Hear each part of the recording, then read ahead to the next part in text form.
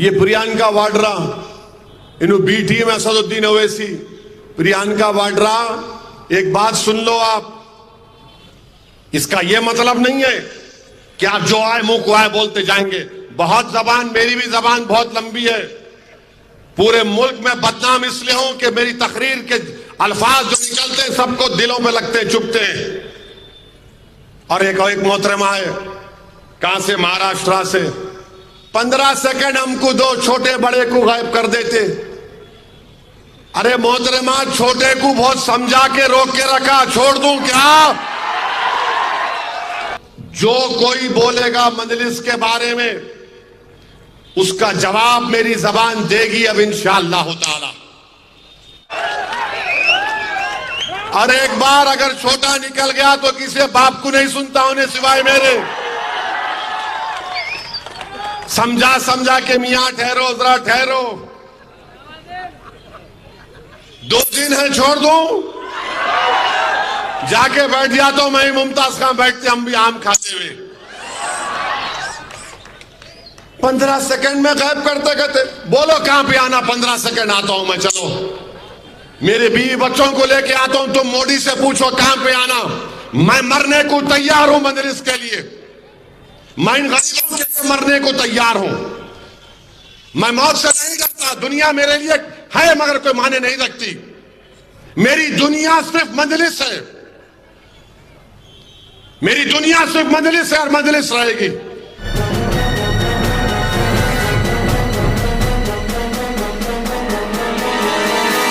Media voice, आपकी आवाज। Parliament के बाहर भी मजलिस इत्तेहादुल मुस्लिमीन के इस रुकने पार्लियामान ने हैदराबाद और तेलंगाना को छोड़कर उत्तर प्रदेश में मजलिस इत्तेहादुल मुस्लिमीन को मजबूत करने की कोशिश की। हमने गुजरात की सरजमीन पर हमारे अराकीन बल्दिया को मुंतखब करवाया। उत्तर प्रदेश में मजलिस के 100 से ज्यादा अराकीन बल्दिया हैं, 8 या 10 चेयरमैन हैं बल्दिया के। मजलिस इत्तेहादुल मुस्लिमीन बिहार में 5 MLA हमारे कामयाब हुए और मुझे यकीन है कि इंशाअल्लाह ताला इस बार अख्तरुल ईमान साहब किशनगंज से मजलिस इत्तेहादुल मुस्लिमीन के रुकने पार्लियामान मुंतखब होंगे। महाराष्ट्र में मजलिस के 2 रुकने असम्बली हैं, कई अराकीन बल्दियां हैं। तो ये सब चीजें आपके सामने हैं। तो मेरी आपसे अदबन गुजारिश है कि 13 तारीख के दिन आप अपने एक वोट का इस्तेमाल मजलिस के हक में करिए। मेरे अजीज दोस्तों और बुजुर्गों, आप ये देखते हैं कि कल वजीर आजम की एक तकरीर हुई जिसमें वजीर आजम ने यह कहा कि कांग्रेस और BRS ने हैदराबाद को मजलिस को लीज पर दे दिया। फिर एक और तकरीर, कोई महाराष्ट्र के एक BJP के MP है मोहतरमा, वो आकर ये कह रहे हैं कि उनको अगर 15 सेकंड दिया जाए तो वो छोटे और बड़े यानी असदुद्दीन और अकबरुद्दीन को 15 सेकंड में उनका काम कर देंगे। फिर एक BJP के एक और मोहतरमा है जो कह रहे हैं कि अगर मजलिस कोर्ट दिए तो पाकिस्तान को दिए, सब बराबर है। फिर एक और मोहतरमा है जिनका नाम प्रियंका वाड्रा है, वो कह रहे हैं कि असदुद्दीन ओवैसी B टीम है। अरे समझ में नहीं आ रहा, ये 3-3 मोहतरमा मेरे पीछे क्यों पड़ गए भाई? एक मोदी थे, उन्होंने भी पीछे पड़े हुए हैं। अब आप बताइए कि नरेंद्र मोदी का गुरूर और तकब्बुर, अहंकार देखिए, जिसको हिंदी में अहंकार कहते हैं, कि वो कह रहे हैं कि हैदराबाद को कांग्रेस और BRS ने लीज पर दिया। मोदी जी, क्या हैदराबाद की आवाम इंसान नहीं है? हम क्या कोई बैल बकरी हैं कि लीज पर दे दिए?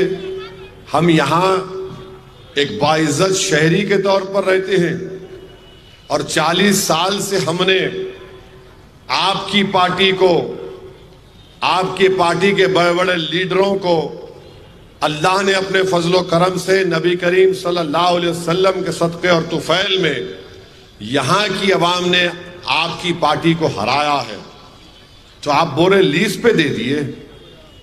नरेंद्र मोदी, मैं आपको बताता हूं लीज के माने क्या होते हैं।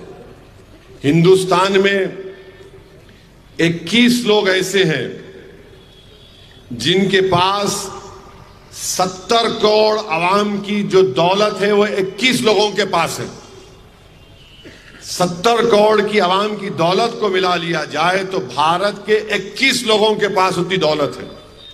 नरेंद्र मोदी, आपको दिखता नहीं है, आप तो चाय बेच के आए ना, आपको दिखता नहीं है। लीज पे हैदराबाद को दे दिए तो 7,000 करोड़ का इलेक्ट्रल बॉन्ड आपको मिला। आपने इलेक्ट्रल बॉन्ड लिया, जिस किसी ने इलेक्ट्रल बॉन्ड दिया नरेंद्र मोदी ने उनको कॉन्ट्रैक्ट दिया, एयरपोर्ट का दिया, सी पोर्ट का कॉन्ट्रैक्ट दिया, टनल बनाने का कॉन्ट्रैक्ट दिया, स्लम रीडेवलपमेंट का प्रोग्राम दिया, पावर प्रोजेक्ट दिया। 6,000 7,000 करोड़ आप ले लिए इलेक्ट्रल बॉन्ड में, और 21 लोगों के पास जो दौलत है 70 करोड़ लोगों के पास उतनी दौलत नहीं है। और आप हमको बोल रहे लीज पर दिए, कोई लीज पर नहीं दिया गया है। और सुन लो नरेंद्र मोदी, यहां के मुसलमान, यहां का दलित, यहां का बैकवर्ड क्लास के लोग अब की बार इंशाअल्लाह ताला एक बड़ी ताकत के साथ मजलिस को वोट देंगे और पहले से ज्यादा इंशाअल्लाह ताला भारी अक्सरियत से आपकी पार्टी को हराएंगे यहां पे इंशाअल्लाह। लीज पर दे दिए, क्या मतलब है भाई? लीज पर दे दिए, कौन से लीज पर दिए?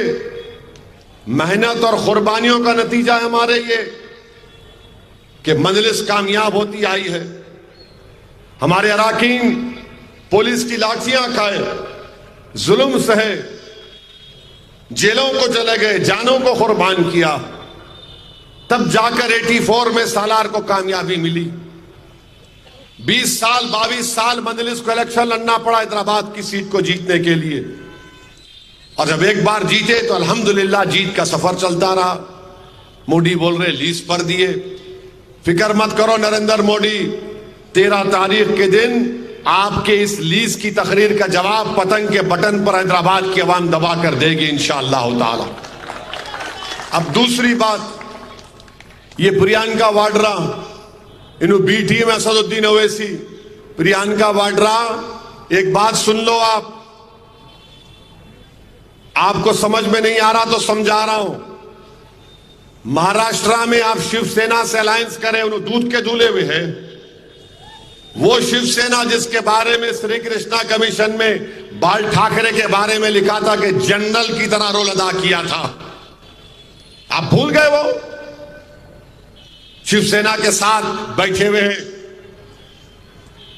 अमेठी की सीट हैदराबाद के दूल्हे भाई नहीं गए तो भी आपका भाई हार गया। कौन भी टीम थे वहां पे? मध्य छत्तीसगढ़ साफ। परसों असेंबली का इलेक्शन हुआ तो आप राजस्थान हार गए, मध्य प्रदेश हार गए, छत्तीसगढ़ हार गए। किसकी वजह से हारे? 2019 के लोकसभा के चुनाव में 90% सीट आपकी पार्टी हार गई बीजेपी के खिलाफ। और असदुद्दीन ओवैसी पर आपको उंगलियां उठा रहे, बी टीम बोल रहे। याद रखो, जो कोई बोलेगा मजलिस के बारे में उसका जवाब मेरी जबान देगी अब इंशाअल्लाह ताला। मैं खामोश नहीं बैठने वाला हूं। हम अपने हक की लड़ाई लड़ रहे हैं। आपकी पार्टी प्रियंका वाड्रा यूएपीए का कानून अमित शाह लेकर आए, आप सपोर्ट किए नहीं किए बोलो? उस कानून के तहत 4-4 साल से बच्चे जेलों में सड़ रहे हैं। एक 85 साल का ईसाई पादरी जेल में मर गया। आपकी पार्टी ने अमित शाह के कानून की तायीद की। आपकी पार्टी केजरीवाल जो 370 निकालने में बीजेपी की तायीद किया कश्मीर की, उसके साथ अलायंस आप करते हैं और हमको बोलते हैं। ये दिमाग से निकाल लो अपनी बात तुम कि जवाब नहीं मिलेगा। जवाब मिलेगा। मैं सिर्फ तेलंगाना को सामने रखकर खामोश बैठा हुआ हूं। इसीलिए मैंने कहा था कि हैदराबाद से पतंग, तेलंगाना से बीजेपी खत्म। अगर आप ये समझ रहे हैं कि तुम्हारे बोलने से मैं खामोश बैठूंगा, नहीं खामोश बैठूंगा। हमारी भी इज्जत नफ्स है। हम यहां पर जो चलकर नहीं, कोई मैदानों में बागों में चलकर नहीं आए। यहां पर मुमताज खान बैठे, एक नहीं 3 बार पुलिस मुसल कसी उनको, लोग नहीं जानते। अहमद पाशा कादरी बिदर की जेल में थे, पुलिस ने मुझ पर लाठियां बरसाई, गोलियां चलाई, 6 फीट के फासले पर गोली मुझ पर चलाई गई।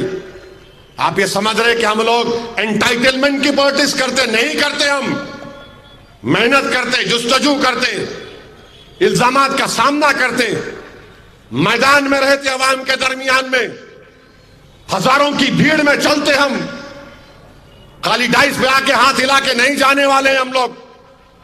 पैदल दौरे करते, गर्मी में धूप में चलते। हम क्या बात कर रहे हैं आप? सोचो थोड़ी देर के लिए, इसका जुमला जो तुम बोल रहे हो उसका असर कहां तक जाएगा? फिर सिर्फ तेलंगाना से बीजेपी को कमजोर करने के लिए मजलिस ने ऐलान किया है। इसका यह मतलब नहीं है कि आप जो आए मुंह को आए बोलते जाएंगे। बहुत जबान, मेरी भी जबान बहुत लंबी है। पूरे मुल्क में बदनाम इसलिए हूं कि मेरी तकरीर के अल्फाज जो निकलते हैं सबको दिलों में लगते, चुभते हैं। और एक मोहतरमा है, कहां से? महाराष्ट्र से। 15 सेकंड हमको दो, छोटे बड़े को गायब कर देते। अरे मोहतरमा, छोटे को बहुत समझा के रोक के रखा, छोड़ दूं क्या? और एक बार अगर छोटा निकल गया तो किसी बाप को नहीं सुनता उन्हें सिवाय मेरे। समझा समझा के मियां ठहरो, जरा ठहरो, 2 दिन है, छोड़ दूं? जाके बैठ गया तो मैं मुमताज खान बैठते, हम भी आम खाते हुए। 15 सेकंड में गायब करते कहते, बोलो कहां पे आना? 15 सेकंड आता हूं मैं, चलो। मेरे बीवी बच्चों को लेके आता हूं, तुम मोदी से पूछो कहां पे आना। मैं मरने को तैयार हूं मजलिस के लिए, मैं इन गरीबों के लिए मरने को तैयार हूं। मैं मौत से नहीं डरता। दुनिया मेरे लिए है मगर कोई माने नहीं रखती। मेरी दुनिया सिर्फ मजलिस है, मेरी दुनिया सिर्फ मजलिस है और मजलिस रहेगी।